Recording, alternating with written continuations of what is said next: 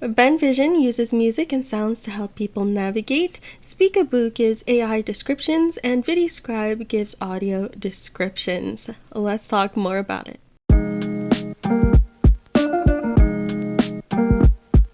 Hi everyone, this is Carrie on Accessibility, and welcome to another episode of the Epic Ally podcast where we deep dive into technology and accessibility. Today, I'm really excited to share an interview with Patrick Burton, and he talks about the different projects he and his company are working on. That includes Benvision, which is a beta of an app, Speakaboo, which is an app that's currently available on the App Store, and ViddyScribe, which helps with audio descriptions, and that is also in beta. Before we move on, I want to give a big thank you to A11y and Michael for becoming new CoA members on YouTube. If you want to support this channel and what I do, consider becoming a YouTube or Patreon member. With that said, let's move on to the interview and I will catch you with my thoughts on the other side. Thank you so much for joining me on the podcast, Patrick. Can you go ahead and introduce yourself and what you do? Absolutely. And thanks for having me on, Carrie. So my name is Patrick Burton. I'm a staff member at the Whole Foundation Learning Center for the Blind, but I'm also the CEO and co-founder of Benvision. Awesome. So tell us, what is Benvision and what are the different projects that you're working on? Absolutely. So at Benvision, we make two products. The first is currently in beta, but it's called Ben, short for the Binaural Experience Navigator. And as its name implies, it's a navigation assistance app, but instead of giving you spoken directions, it gives you nonverbal musical cues it anchors those to objects and waypoints in spatial audio, so you can actually hear where important waypoints are. So it gives kind of an echolocation like experience in navigation, but instead of beeps and clicks, you hear music that gives you a comprehensive idea of what's around you. So that's our main product. We also have a second app that just hit the Apple App Store a couple months ago, and that's called Speakaboo. And where Ben is a navigation app, Speakaboo is more for everyday assistance. So it uses generative AI to snap a photo and then describe that photo to you. Very helpful when it comes to reading labels or signage or finding misplaced items or identifying kitchen appliances. And it also allows you to ask questions and get answers about your surroundings. So that one, I'm sure it's not dissimilar from other AI apps that you're probably familiar with. But we designed Speakaboo specifically to be seamless, fast, and easy to use, because we know that every second matters and it's frustrating as hell to not be able to see. So we really want to reduce all that, as much friction as we can in our design of that app. So those are our products. Awesome. Let's actually dive into Speakaboo first. Tell us first, how did you come up with this name? I've been really curious. I try to have fun with. I think I've developed a reputation within the company of like coming up with wacky names for things or puns. I'm a big sucker for puns. It's funny that you asked that, because we were originally going to name it, I think, Speak Ben. Because we had all these different prototypes for Ben, and this was the one that used spoken language, and so we were going to call it Speak Ben. But I woke up, I think the morning before we put it on the App Store, and I was like, man, I really don't like that name. I really want to do something like a little bit more fun, and so we made a snap decision to call it Speakaboo, just because it was and so it's a play on words, play on peekaboo and speak, and I thought it was appropriate because it's kind of it's something that speaks out what it sees. I did have one commenter who mentioned, I just want to try out the app just because of the name. So I think it did well for that one. I appreciate that. We've gotten a range of feedback on that. We've had one person say that it's a terrible name, but they love everything else about it. We've had somebody else say that they want to name their firstborn child after it. So. Oh my goodness. Yeah. Yes. So tell us a little bit more about what it can do. Like, how does it actually work? What is the interface like? Yeah, so the UI, we wanted to keep it as simple as possible. So there's one button that you press. You can, if you're using VoiceOver, you can double tap the button or you can tap and hold the button. Double tapping will give you a quick description of what your camera is looking at right now. And if you tap and hold, you can ask it a question. And it will answer your question. As soon as you release your thumb off the button, it will answer your question about what it's seeing in that moment. Mm. And so this is currently in beta, or is it public? Speakaboo is out of beta. Okay, It's now on the App Store. Yeah. got it. And it's only available on iOS? Sadly, today, yes, that's the truth. But we're working on getting out on Android. We really want to bring it to as many people as possible. We know Android is it unlocks an entirely new audience, so we really want to get there. Okay, that's good to hear. Yeah. I've got to advocate for us Android community. Oh, I understand. One question I want to ask you about Speakaboo is there are a lot of other AI apps out there, even for people who are blind or visually impaired. Why make an app like this, and how do you see Speakaboo? How is it different from the rest of the apps? Yeah, it sort of ties into one of our core philosophies. Universal design is this idea that when you design for the most marginalized communities, that everybody benefits. And sometimes it's called the curb cut effect because curb cuts were originally made for wheelchair users, but then led on to benefit mothers with strollers or workers that have heavy items on wheels.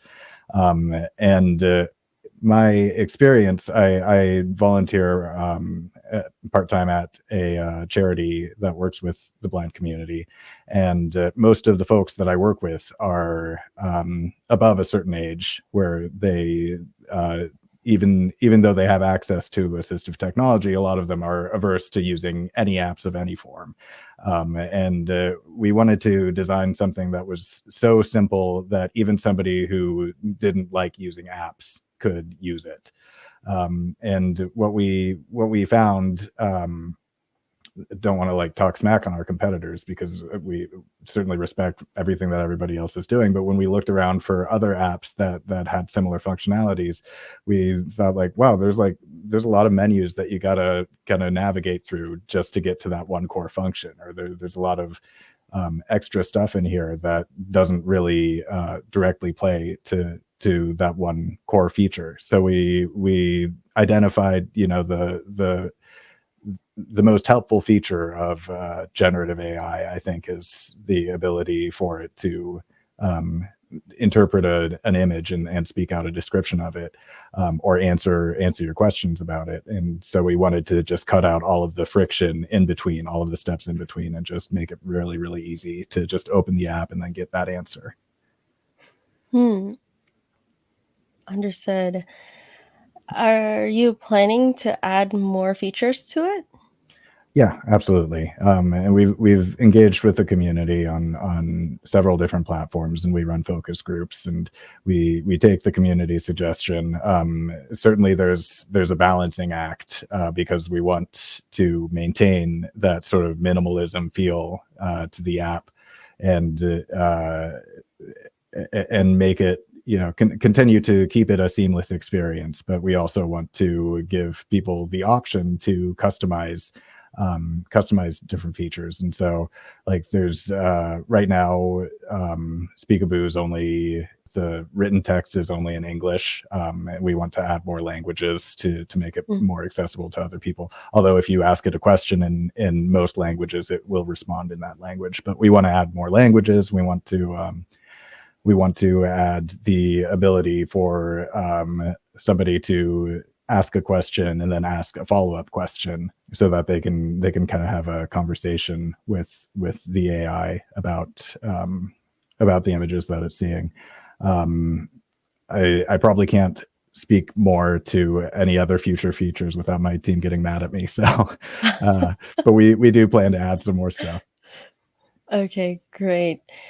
Now let's move on to Benvision. What made you start Benvision and what's its goal? Because there are a lot of navigation apps out there already. So how is this one different? What's cool about Ben is that started out as a hackathon project. My own background was I was a videographer for 10 years, and then I kind of crossed into augmented reality and found my way through my augmented reality journey into something called the MIT Reality Hack. And I met several other people who became my co-founders, and we were all there kind of with the want to work on an impactful project, something that we could say like makes the world a little better. And we realized that augmented reality itself is a little bit of an ableist medium. It's very visual centric. And so we thought, what if we could build something that is serving the community that it's not currently serving, or is that currently being underserved at least? And so that's how we came up with the idea to make an app for the blind community. In doing research, we learned the story of Ben Underwood, who is the company's namesake, and we also named our flagship app after him. But he is a young man who lost his sight and taught himself echolocation.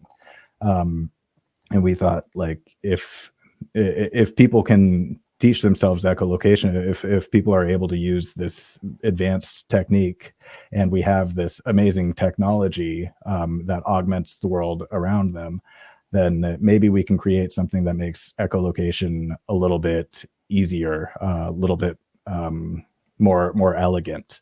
And we have this world-class sound designer on our team named Subin. She's a musician who does film scores and sounds for games. And so we thought, like, why don't we try to create something that anchors music cues to different objects? And so that was our original prototype. We won the inclusion track at Reality Hack, and we had a low vision mentor who was sort of guiding us through it all. And after the competition, he told us, what you guys built, you may not have intended originally, but it's actually kind of novel.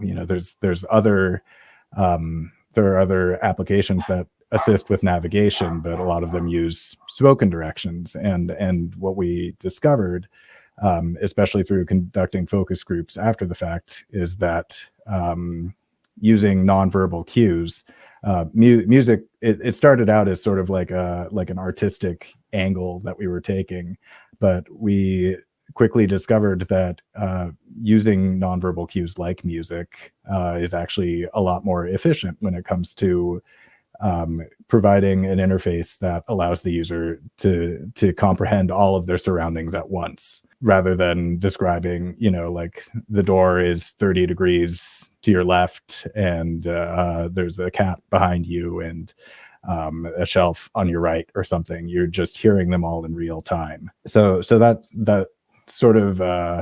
been our differentiating factor since day one. And since that project, we've kind of evolved the way that we handle it, the way that we communicate that information. But that's sort of the core idea. Is the app available only on iOS, right? Yes, currently. Okay.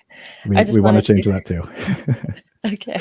But walk us through the app experience. Once you open the app, what happens? What does a user expect? Right now, Ben has, we call it Beta Ben because it's still in beta, but Beta Ben has 3 different modes. And the first mode is called Object Mode. And that mode uses computer vision. It's the most similar to the prototype we built at MIT. It uses computer vision to identify objects and then place waypoints where it sees them. So if it sees the object on the left side of your screen, then it'll place the music cue to your left, and vice versa.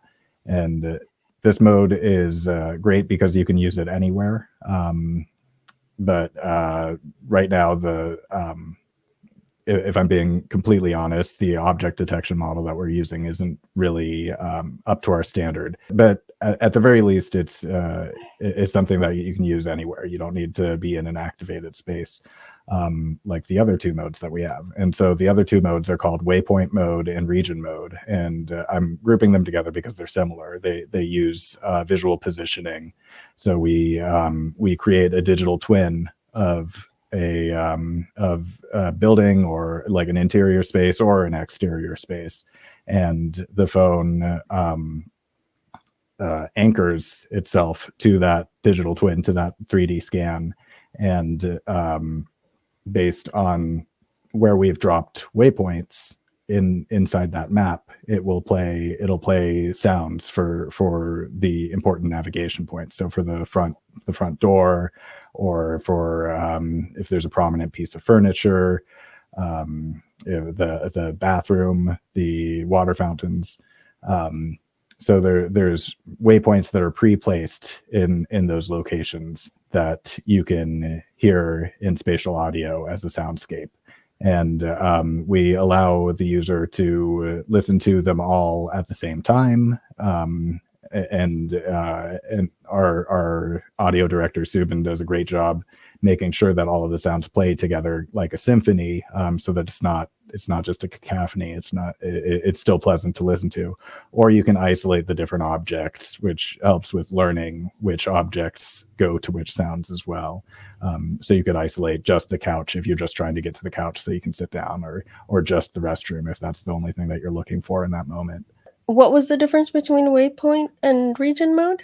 Oh yeah, thank you. Thanks for calling that up. So it's basically the size of the map. So the Waypoint mode is for like once you're in a specific room, if you want to know where the different waypoints are inside that room. Region is more if you're either in a large room, or if you want to hear like what rooms are around you. They're the waypoints are assigned to the region. So whereas in Waypoint mode, you would hear one for like different items, different furnitures, or different entrance and exit doors. In Region mode, you would hear like kitchen, or dining room, or bedroom. Would that still be in musical format, or would that be voiced in words? Yeah, so with Region mode, it's more of tones. It's more ambient sounding rather than Waypoint mode, which is more of an experience of navigating through a symphony. So in Region mode, you still hear different tones for each different region, but they're more ambient, more like a hum, or I guess hum is probably the best word. Would you ever consider adding something that actually speaks it aloud, especially if it's a new user, or if it's a new place and you're not really sure what a particular sound is? Like, how do you find out? Totally. Yes, we're experimenting with different ways to incorporate ways to speak out the names of the different waypoints or regions. Right now, if you're using voiceover, you can navigate each waypoint or region has its own button, so you can navigate over those buttons, and it will read out the name of the region or waypoint before you select it and isolate it.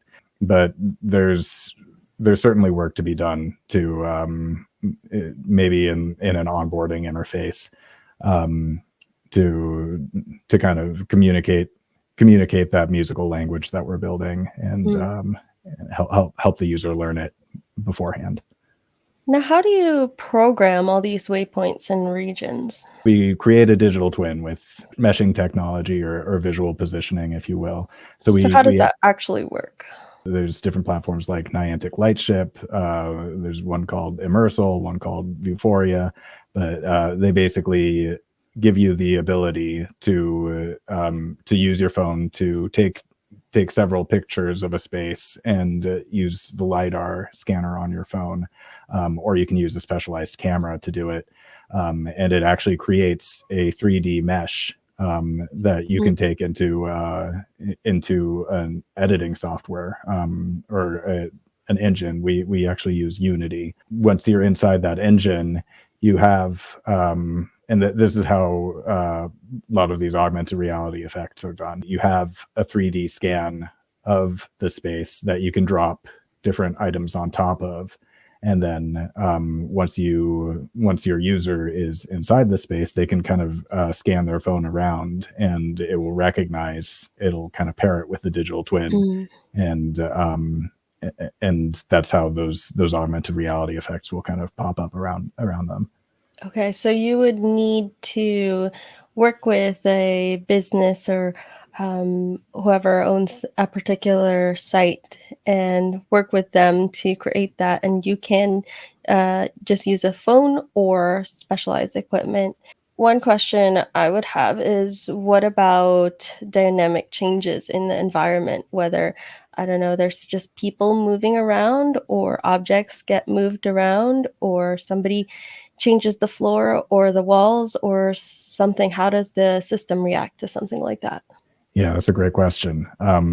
So most of the anchoring is actually done by patterns on the walls. Generally, even if furniture is shifted around, that doesn't change the ability for it to anchor to the space, because the walls don't change. So that's not so much of an issue, but we do need to stay in communication with our partners about if they do change the layout of the room, then maybe we need to change up the layout of our musical cues, so that it's not telling you that there's a couch where there's actually now, I don't know, a fountain. We're working on, I can't say very much about it, but we are working on a new system that would allow you to account for those changes live, so that there wouldn't need to be that extra layer of communication between us and our partners, but that you would actually be able to detect all of those changes and account for them. We really gear our solution towards experience-oriented spaces, so museums, botanical gardens, resorts, that kind of thing, where the experience really plays into the navigation of the space. Is a user able to create their own waypoints? Currently, that's not a feature that's available in the beta, but it is something that's been requested, and I'm trying to get the product team on it. So Okay, because that would be really neat if you could do that within your own spaces, that whether it's a friend's house or your local church or library or somewhere that you navigate frequently, that may not want to partner or may have, it's better to have some kind of solution than having to wait for a business to partner with another one, because sometimes that can be difficult. Yes. Yeah. It takes time. I can tell you that from experience. But yeah, I agree. I think being able to drop your own waypoints would be a really handy addition to our app. Do you have any other projects that you're working on? Yeah. So glad you asked. So we Not staged at all, people. Another project that recently put together with one of my co-founders from Benvision is called ViddyScribe, and this one actually came from a personal pain point of mine, that I was making a video for the charity for the blind that I work at, and I realized that adding audio descriptions to videos is certainly necessary to make them accessible to the largest audience, but it's not, the process of adding audio descriptions is not nearly as streamlined as say auto captioning. There's a lot more that goes into it. There's a lot of time and potentially cost that can go into it, and that's why you don't see audio descriptions on YouTube or TikTok or Instagram videos. So we wanted to try to create a platform that would allow a user to drag and drop a video and receive it back fully audio described. Just take out as much of the in-between work as possible, and that's what we created originally, is for the Google Gemini API developer competition. We haven't figured out, or we haven't found out if we've placed for that at this point. But hopefully, if you see me celebrating on LinkedIn, then that means that it was good. But we decided that even if we don't place for that competition, we want to keep the project alive, because we discovered that there's probably also an application for blind and low vision users themselves to self-describe their own videos, either their own videos that they've shot on their phones or videos that they want to watch from these other streaming platforms that don't have integrated audio descriptions just yet. So that project's called ViddyScribe. I'm not sure if I said that or not yet. How do you spell that? It's ViddyScribe.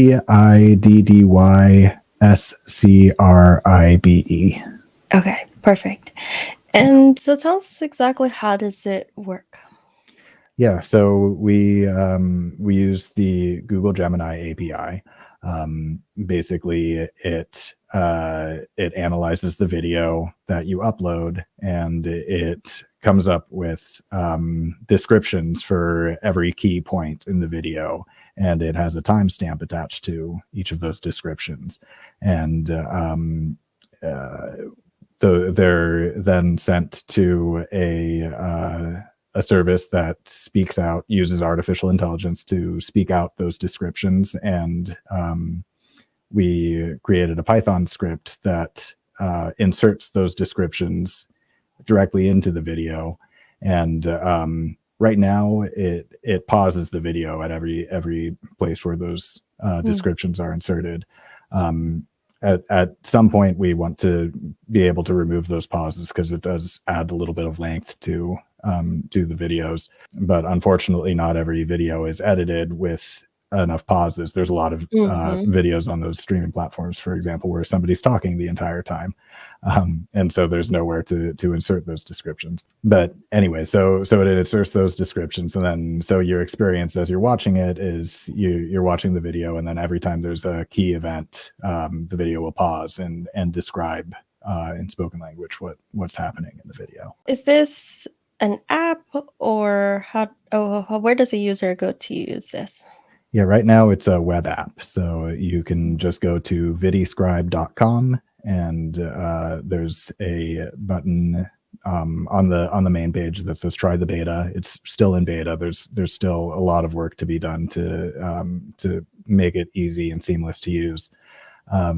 But yeah, you can try it there right now. The project is live, and we're periodically shipping updates. I would love to be able to send it links, because that's one of the issues, right, with TikTok or YouTube or Instagram.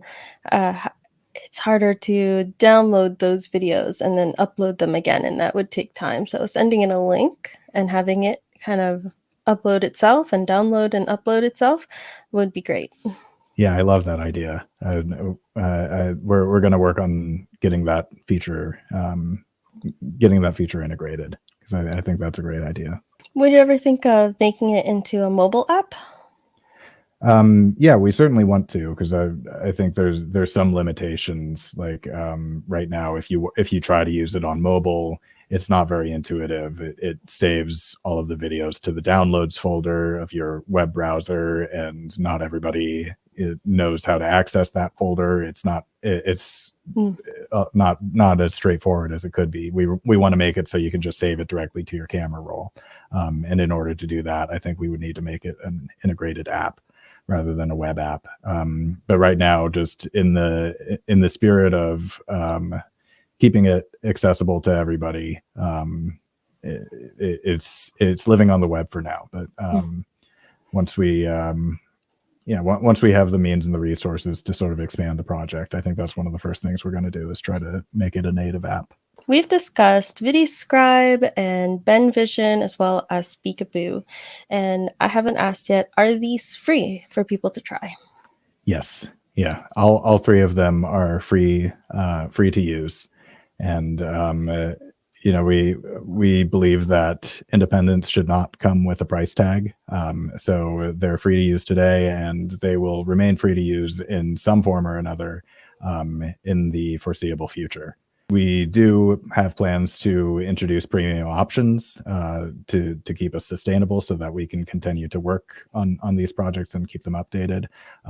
But the plan is to we're adopting a model that pushes those premium subscriptions to institutions. So like universities and municipalities and charities, so that users can still enjoy the best that we have to offer without having to worry about the cost associated. Got it.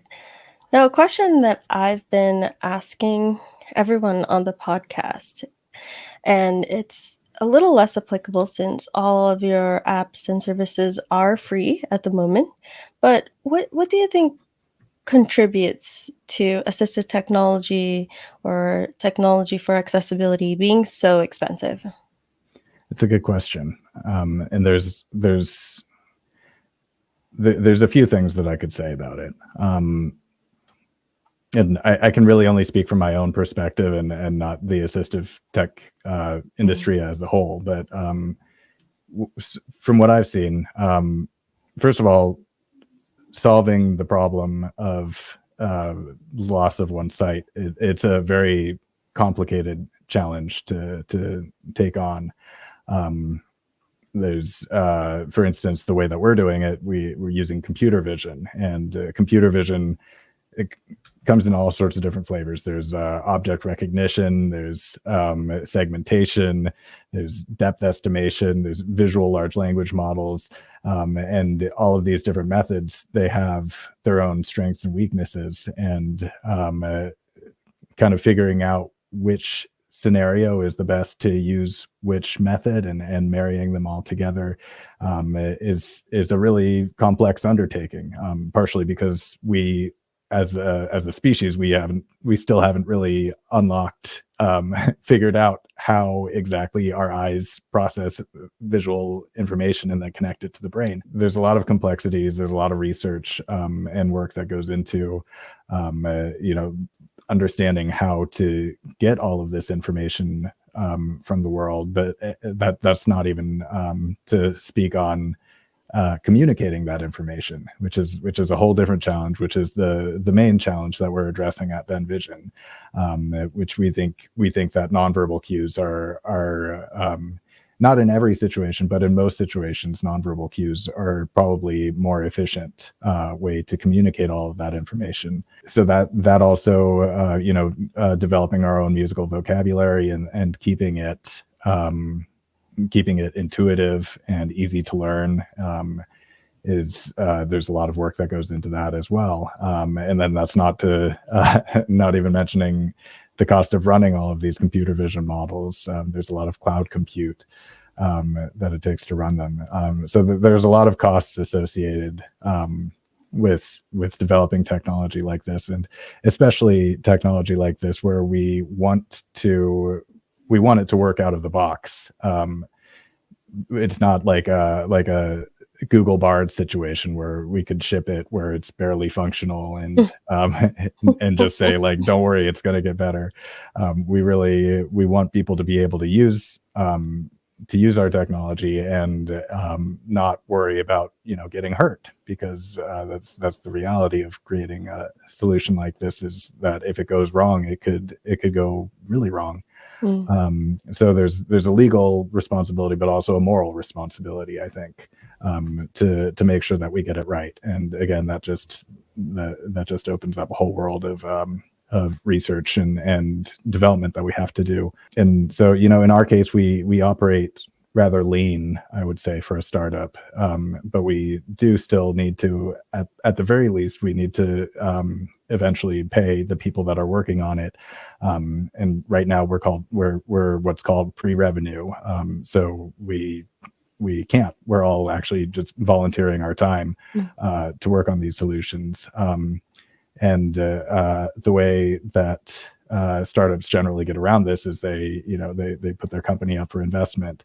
But then what investors want to see is they want to see a business that's sustainable and profitable, not their fault. The point of investing is to put in money and then get more back.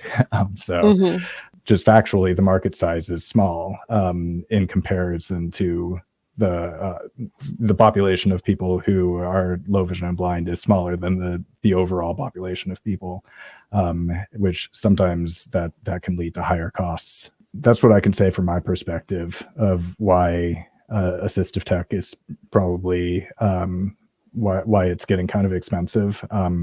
But I also want to say, like, the goal for us and for the assistive tech industry as a whole, if I can speak for them, is for it to eventually become as affordable and widespread as mainstream technology. And I do think that with the right partners and the right scale, that there's potential for that to happen. But it's just a tricky road to navigate.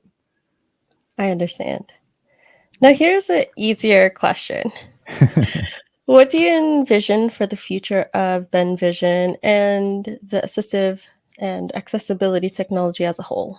Undoubtedly, I think our products will eventually end up on smart glasses. I'm a futurist, and I believe in the broad scale adoption of smart glass and wearable technology. And we are actively exploring partnerships right now with hardware makers to make that happen. I think that Ben and Speakaboo are Benvision's two apps. I think they'll eventually probably merge into a single solution because, again, our whole thing is to cut out all the friction and make things as seamless as possible. We really want people to we think that the best design for an app would make it not even feel like you're using an app. And so I think merging the two solutions is inevitable at some point. For assistive tech as a whole, Sam Altman, CEO of OpenAI, he recently made a statement. I think it was in response to how there's a lot of AI-based startups that pop up and then are within months are made redundant by OpenAI's latest updates. And so what he said in response to that, and I'm paraphrasing, but that we need to be developing and thinking past the current capabilities of GPT or of large language models, and keep the assumption that it's going to vastly and rapidly improve in every area. So whatever you think about Sam Altman, I think he's certainly right about that. That we just need to, as we develop, keep in mind that all of these models are going to continue to get better and better. And so I guess what I could say is that the future is bright. That that there's going to the innovations are not going to stop, and the solutions will be ever evolving. That's great. Thank you so much for joining me today, and I really appreciate you answering all my questions. Is there anything else that you'd like to share with the audience? If you'd like to learn more about our company and our mission, you can visit our website at www.ben.vision. If you want to try out ViddyScribe, you can go to viddyscribe.com. And Speakaboo is on the App Store. So if you go to the Apple App Store and just search Speakaboo, then it should be the first thing that pops up when you try it. Okay, and I will make sure to add those links in the description. Thanks so much, Patrick, again, and this was an awesome conversation. Amazing. Thank you so much, Carrie. Absolute pleasure. There you go. That was the interview.